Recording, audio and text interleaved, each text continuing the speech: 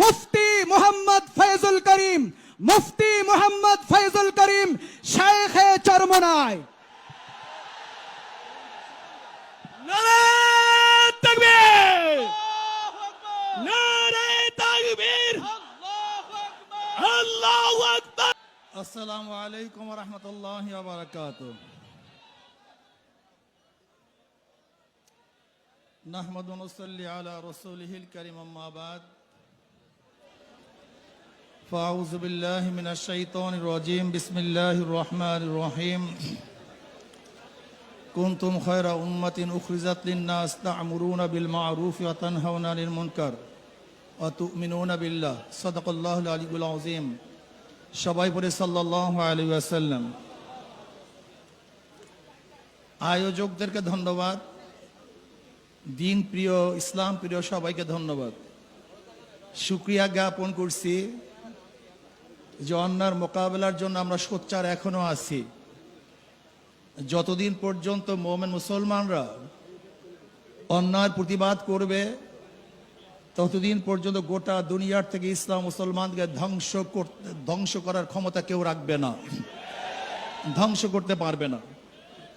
কিন্তু যখন আমাদের মধ্যে প্রতিবাদ বন্ধ হয়ে যাবে, ইসলাম ধ্বংস হয়ে যাবে। যাই হোক, হিজবুত তাওহীদ কি ও কেন, এদের বিরুদ্ধে আমরা কেন সম্মেলন ডেকেছি, কেন এসেছি, বক্তাগণ এতক্ষণ পর্যন্ত বক্তব্য দিয়েছেন, নিশ্চয়ই আপনারা উপলব্ধি করতে পেরেছেন। আমি মনে করি এই সম্মেলনের দুইটা দিক, হয়তো হিজবুত তাওহীদ জিরো হবে অথবা হিরো হবে, হয়তোবা জিরো হবে অথবা হিরো হবে। যদি সম্মেলন থেকে কোনো রেজাল্ট আমরা অর্জন করতে না পারি, তাহলে এই সম্মেলন মনে করবেন পুরা হিজবুত তাওহীদের পক্ষে চলে গেছে, সে ফেমাস হয়ে যাবে। আন্তর্জাতিক ইসলামের দুশ্মনেরা তাকে লুপে নিবে, তাকে ইসলামের বিরুদ্ধে কাজে লাগাবে, ইসলামের বিরুদ্ধে যত প্রকার ষড়যন্ত্র আছে তার মাধ্যমে করাবে। যদি এই সম্মেলন তার বিরুদ্ধে কোনো অ্যাকশনে যেতে না পারি, তাহলে গোটা সম্মেলনটা হিজবুত তাওহীদের পক্ষে, এটা আগে মাথার মধ্যে নিতে হবে।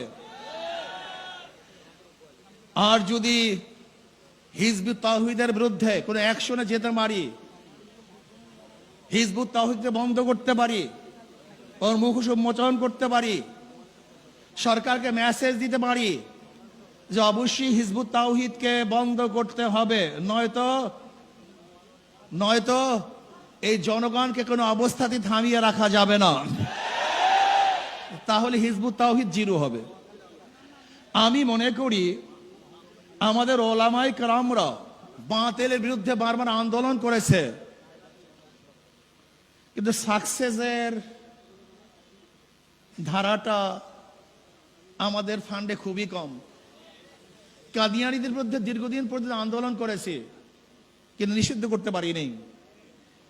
বাতিলদের বিরুদ্ধে বিভিন্ন সময় আন্দোলন করেছি, কিন্তু এখনো বন্ধ করতে পারি নাই। কবর পূজারী, মাজার পূজারীর বিরুদ্ধে হাজারো আন্দোলন করেছি, কিন্তু এখনো বন্ধ।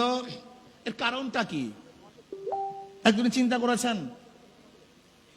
এখানে যেই লোক আসি, এই লোকেরা আজকে স্টেজে যে ওলামায়ে কেরাম আছেন এবং আমরা যারা উপস্থিত আছি, আমরা সরকারের কাছে কোনো দাবি করবো আর সরকার মানবে না, এটা হতে পারে না, এটা বাংলাদেশে হতে পারে না।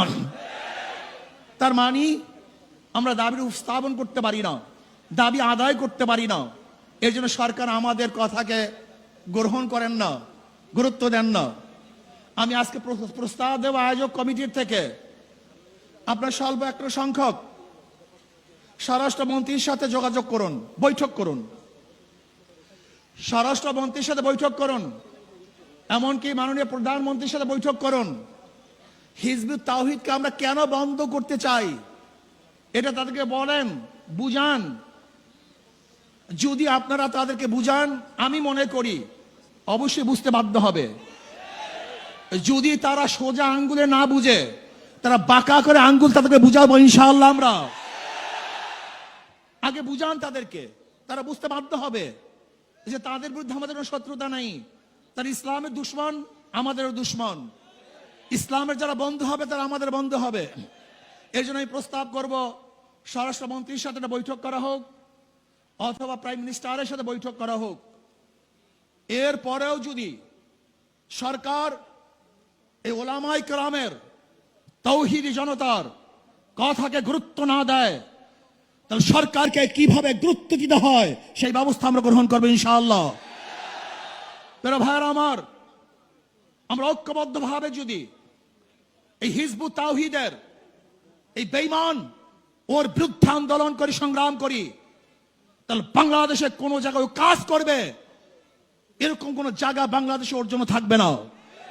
সমস্ত জায়গা বন্ধ করা হবে, ওর প্রদর্শনা বন্ধ করা হবে, ওর কাজ বন্ধ করে ইনশাআল্লাহ হকের দাওয়াত গোটা বাংলাদেশে আমরা ছড়িয়ে দেব। যদি ভবিষ্যতে আপনাদেরকে আবারও ডাক দেওয়া হয়, অবশ্যই ইনশাআল্লাহ আজকে যেরকম আগ্রহ করে এখানে এসেছেন, ভবিষ্যতে আসার জন্য প্রস্তুত থাকতে হবে। শুধু হিজবুত তাওহীদ না, বাংলাদেশে যত ভণ্ড আছে, সাহাবা বিদ্বেষী আছে, নবী বিদ্বেষী আছে, ইসলাম বিদ্বেষী আছে, ওলামায়ে দেওবন্দকে যারা পছন্দ করে না, ওলামায়ে দেওবন্দের বিরুদ্ধে যারা কটূক্তিমূলক কথা বলে, যারা আল্লাহ আল্লাহ রসুলের বিরুদ্ধে কথা বলে, ইসলামকে ধ্বংস করার চক্রান্ত করে, বাংলাদেশের সমস্ত মানুষ ঐক্যবদ্ধভাবে তাদের বিরুদ্ধে লড়াই করবে, আন্দোলন করবে ইনশাআল্লাহ। এর জন্য আসুন ঐক্যবদ্ধভাবে সবাই মিলে জিলে ইসলামের দুশমনের বিরুদ্ধে আন্দোলন করব, সংগ্রাম করব। আল্লাহ পাক রব্বুল আলামিন এই আন্দোলন এবং সংগ্রামে হককে বিজয় করার আন্দোলনে সবাইকে শরীক থাকার মতো, ঐক্যবদ্ধ থাকার মতো তৌফিক আল্লাহ পাক আমাকে এবং আমাদের সবাইকে দান করুন। যারা আয়োজন করেছেন, এসেছেন, সবাইকে ধন্যবাদ জ্ঞাপন করি। আমার বক্তব্য শেষ করছি। ওমা আলাইনা ইল্লাল বালাগ।